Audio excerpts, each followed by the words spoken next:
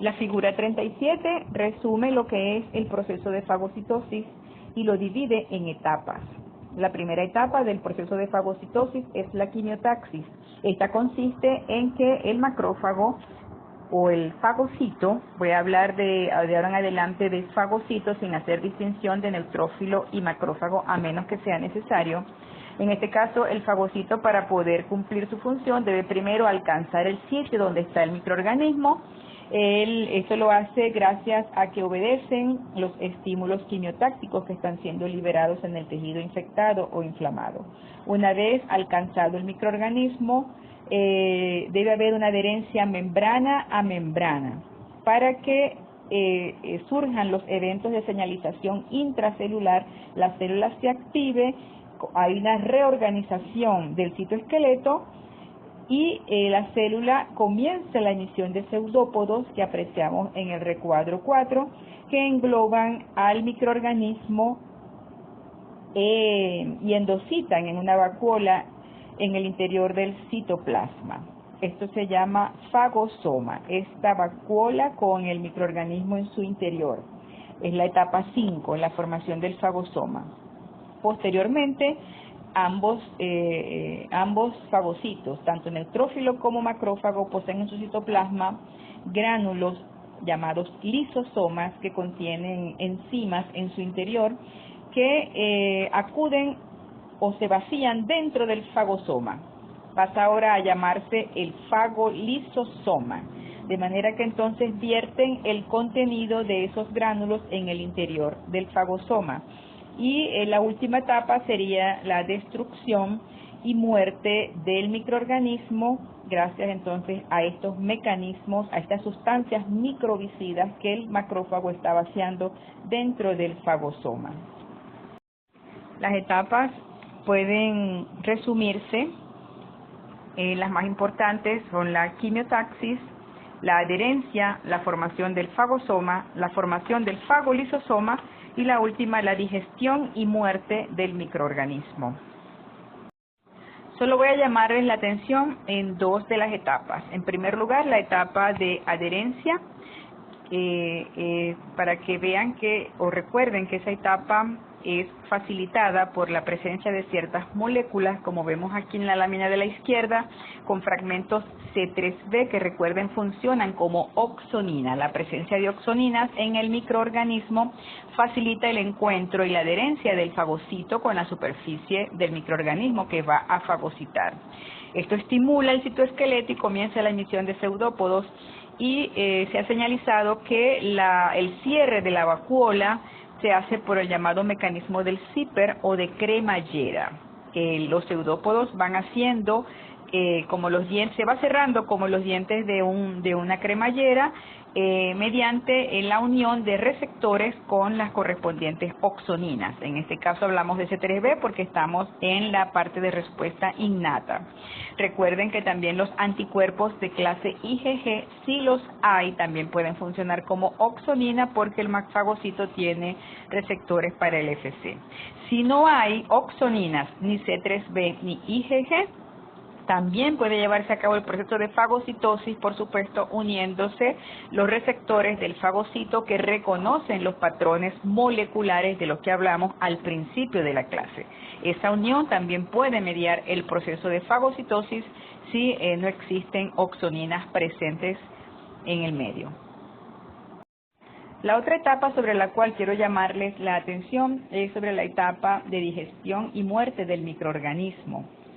Esta etapa de destrucción, los fagocitos pueden llevarla a cabo gracias a que poseen dos tipos de mecanismos microbicidas, los llamados mecanismo oxígeno dependiente y mecanismo oxígeno independiente. El primero se llamó así porque ocasiona gran consumo de oxígeno por el fagocito, debido a que consiste en que a partir del oxígeno molecular, el fagocito sintetiza una serie de radicales libres, lo que dice aquí, intermediarios reactivos del oxígeno, que son tóxicos para el microorganismo que él ha ingerido.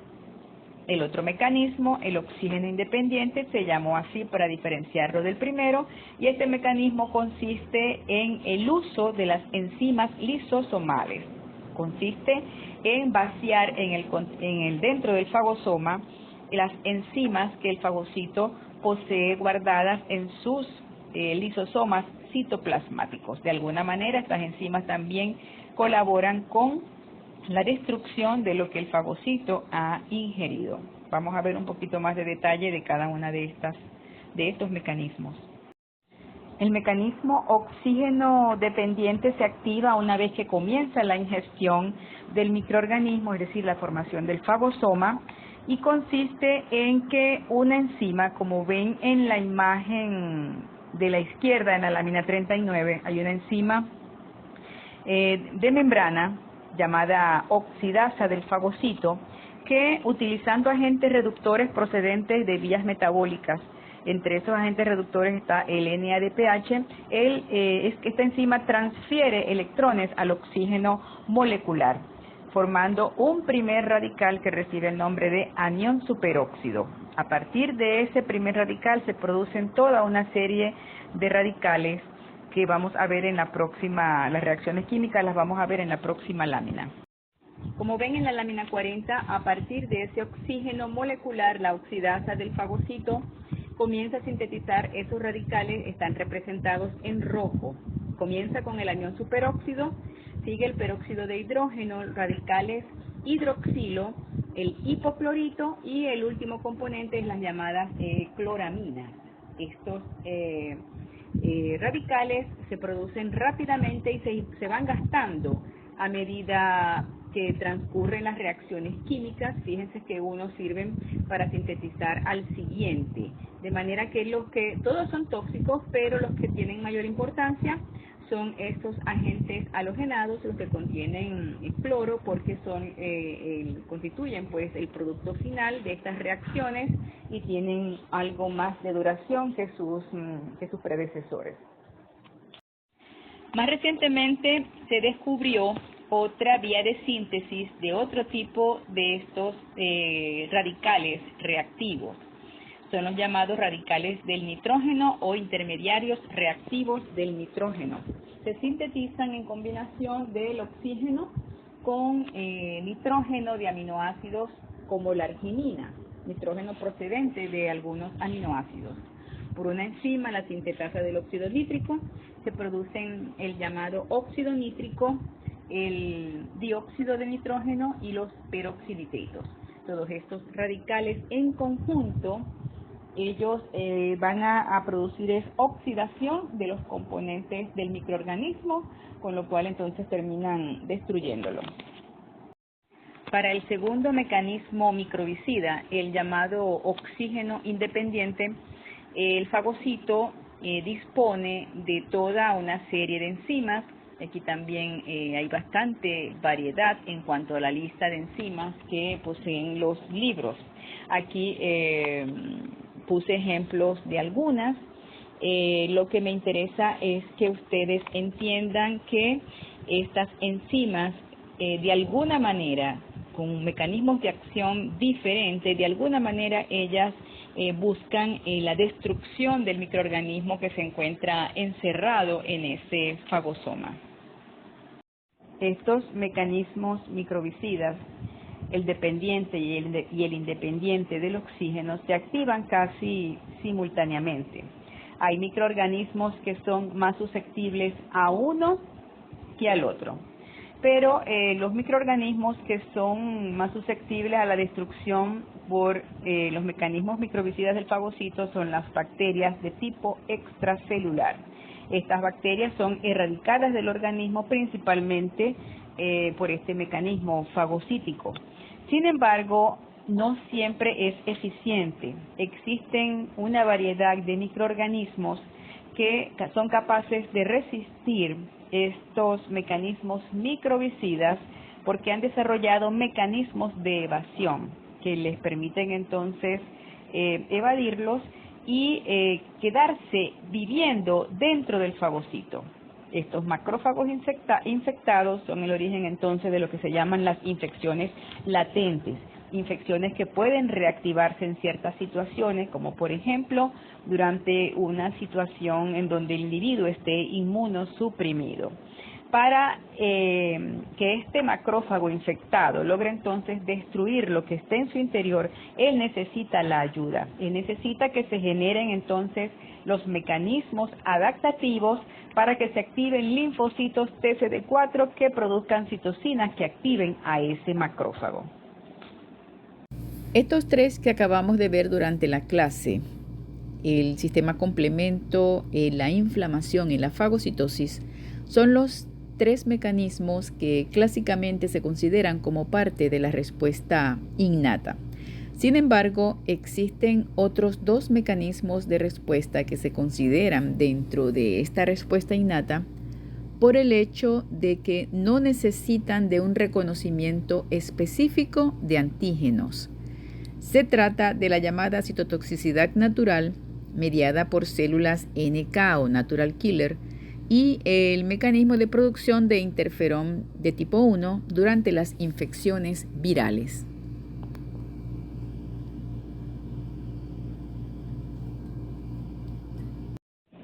Recordamos aquí rápidamente que la función citotóxica de la NK ella puede llevarla a cabo de dos maneras, pero el que vamos a tratar aquí en la respuesta innata es el mecanismo citotóxico natural, porque el dependiente de anticuerpos, por la razón de que necesita de anticuerpos de intermediarios, por supuesto no se puede ejecutar durante la respuesta innata a un antígeno.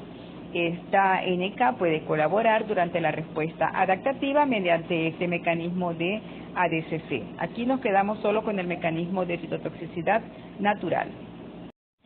El mecanismo citotóxico natural consiste en que la NK es capaz de dar muerte sin necesidad de hacer un reconocimiento específico. Las únicas dos células citotóxicas de las cuales dispone el sistema inmunitario son el TCD8 citotóxico en el sistema adaptativo y la NK en el sistema innato.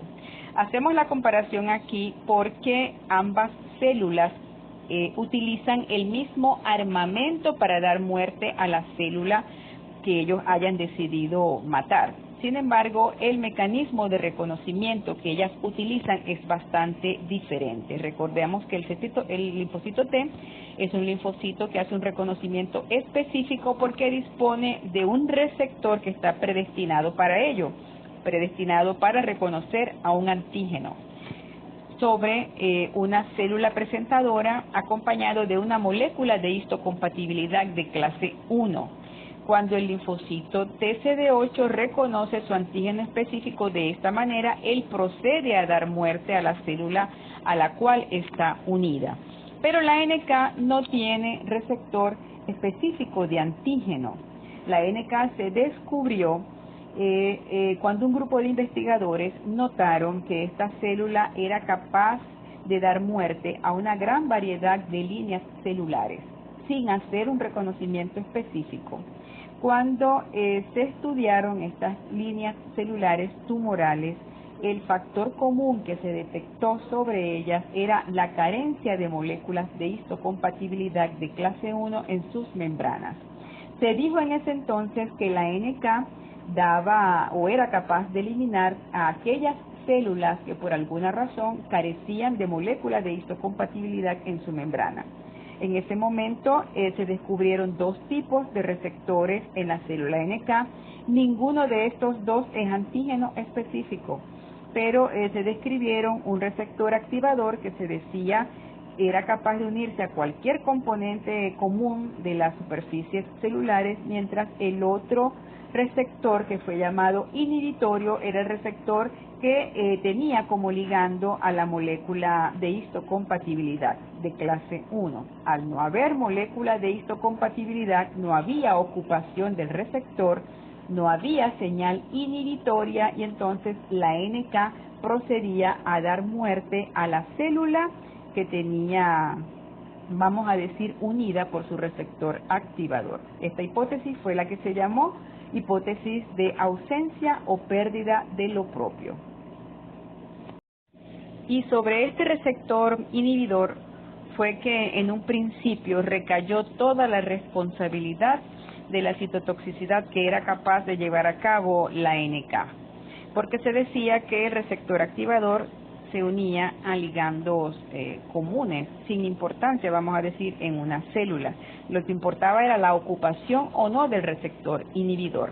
Aquí en la izquierda vemos una célula normal expresando moléculas de histocompatibilidad de clase 1 que pueden unirse entonces a ese receptor inhibidor.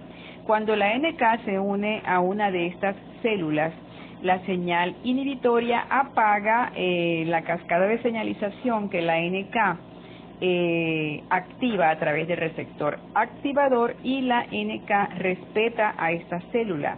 Se inhibe el proceso de activación de la lisis y no hay muerte celular. Ahora, aquí a la derecha, la NK se está uniendo por su receptor activador, se envía una señal positiva de activación citotóxica, pero no hay ocupación del receptor inhibidor que apague a esa señal activadora. Entonces, al no haber señal inhibitoria, prevalece la señal activadora y la NK entonces procede a dar muerte a la célula que permanece unida a ella por el receptor activador. Por esto se dijo entonces que la NK se especializaba en dos cosas, en eliminar dos tipos de células, las células infectadas por virus y las células tumorales. Se dijo esto porque en estos dos casos frecuentemente hay pérdida de la expresión de moléculas de histocompatibilidad. En el caso de las células infectadas por virus, porque los virus entorpecen al utilizar la maquinaria de replicación de la célula, ellos impiden la expresión de vamos a decir que la síntesis y la expresión en la membrana de moléculas de histocompatibilidad. Igual las células tumorales, muchas células tumorales dejan de expresar moléculas de histocompatibilidad en sus membranas. Entonces, por eso en este caso la célula NK se especializa en matar a estos tipos celulares, porque ella tiene un receptores que detectan vamos a decir que estos cambios en la expresión de moléculas que normalmente poseen nuestras células. Esta hipótesis de lo propio perdido o ausencia de lo propio dejaba muchas interrogantes en el aire. Una de ellas, por ejemplo, era que los glóbulos rojos en el humano no expresan moléculas de histocompatibilidad de clase 1 y sin embargo no son eliminados por las células NK. En otros casos se detectaba que la NK podía unir a una molécula con a través de sus dos receptores y sin embargo no pasaba nada. Se determinó entonces que la activación del proceso citotóxico en la NK está regulado por un balance entre las señales que se generan desde los receptores activadores e inhibidores. Balance de señales quiere decir el número de señales que se generen.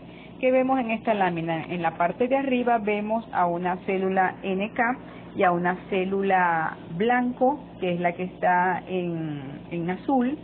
La NK es la rosada. Vemos, por supuesto, si no hay unión de ninguno de los dos receptores a la célula blanco, no hay respuesta de la NK. Cuando hay solo unión del receptor inhibidor, no hay unión del receptor activador, tampoco hay actividad de la célula NK, tampoco hay respuesta.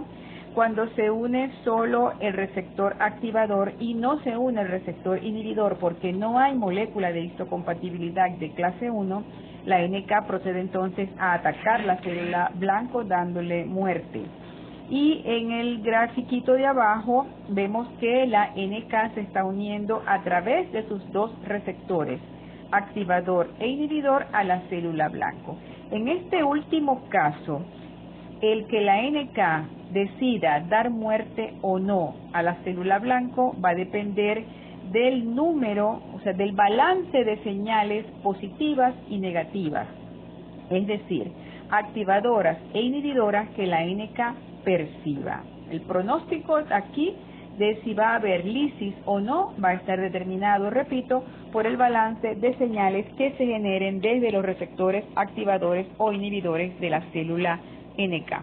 Vemos entonces que el proceso de activación de la lisis no es tan sencillo como se creía en un principio cuando ellas fueron descubiertas. En la lámina 48 vemos esto mejor representado. La activación de la actividad citotóxica de la NK ocurre siempre que no haya ocupación del receptor inhibidor o cuando sobrepasen en número las señales procedentes del receptor activador. Fíjense aquí en el recuadro A, hay ocupación del receptor inhibidor, no hay ocupación, no hay ligando activador, por lo tanto aquí no se va a producir la lisis. En el cuadro B hay la ocupación del receptor activador, no hay ocupación del receptor inhibidor, aquí por supuesto sí va a haber lisis. ¿Qué pasa en los recuadros C y D? Fíjense que en el recuadro C hay varios receptores activadores unidos y vamos a decir que hay uno solo procedente del receptor inhibidor. Aquí prevalecen entonces las señales generadas por los receptores activadores, vamos a decir que le ganan en cantidad, les gana en número. Entonces, por supuesto, la NK procede a dar muerte a la célula blanco, hay activación de la lisis. Y en el último recuadro, en el recuadro D, pasa lo contrario. En este caso hay ocupación de receptores activadores e inhibidores, pero les ganan en número los receptores inhibidores. Es decir, que hay, o la NK en este caso está detectando más señales inhibidoras que activadoras y por supuesto aquí también habrá inhibición de la lisis. Habiendo visto esto ya, podemos decir ahora que la NK se activa detectando dos tipos de cambio. En primer lugar, con su receptor inhibidor, la NK va a detectar cambios en la expresión de las moléculas de histocompatibilidad que normalmente una célula expresa. Esos cambios pueden ser ausencia o puede ser disminución. Ahora, con el receptor activador, la NK va a detectar la presencia de moléculas que normalmente nuestras células no poseen. Estos son llamados ligandos inducidos. Son moléculas que comienzan a expresar nuestras células cuando ellas están sometidas a un proceso de estrés metabólico, como por ejemplo cuando están infectadas, cuando han sufrido transformación neoplásica. En estos casos, estas células, a pesar de ser propias, ellas comienzan a expresar moléculas, vamos a decir, de estrés en su membrana, que le permiten entonces a la NK detectar que está en presencia de una célula que ha adquirido esas características extrañas. Entonces, la NK revisa con sus receptores el patrón de glicoproteínas de moléculas que esa célula está presentando y decide si va a dar muerte o no, dependiendo de qué tipo de señal prevalezca. Y ya aquí para terminar, en la lámina 50 vemos el armamento que utiliza la NK para dar muerte a las células. La NK posee gránulos citoplasmáticos que contienen dos tipos de enzimas, las llamadas perforinas y las granzimas. Estas enzimas se liberan al espacio extracelular una vez que la célula se haya unido a la célula blanco por los receptores activadores e inhibidores y decida darle muerte. Se produce una exocitosis de los gránulos y se vierten en el pequeño espacio, en el estrecho espacio de contacto entre ambas células. Ellas tienen dos papeles. Las perforinas se unen a la membrana atravesando y formando un canal que atraviesa la membrana de lado a lado, comunicando los medios intracelular y extracelular. Ya aquí comienza la destrucción de la célula, pero vienen las granzimas y a través de esos poros ellas ingresan al interior de la célula y ya en el interior inducen una cascada de señales que hace que esa célula entonces termine muriendo por un proceso de apoptosis. Es lo que se llama el suicidio de la célula. La presencia de granzimas en el citoplasma activan esas señales de activación que terminan dando muerte a la célula por ese proceso llamado de apoptosis. Inducen entonces la apoptosis en la célula diana. El interferón tipo 1 es una citosina de efecto antiviral.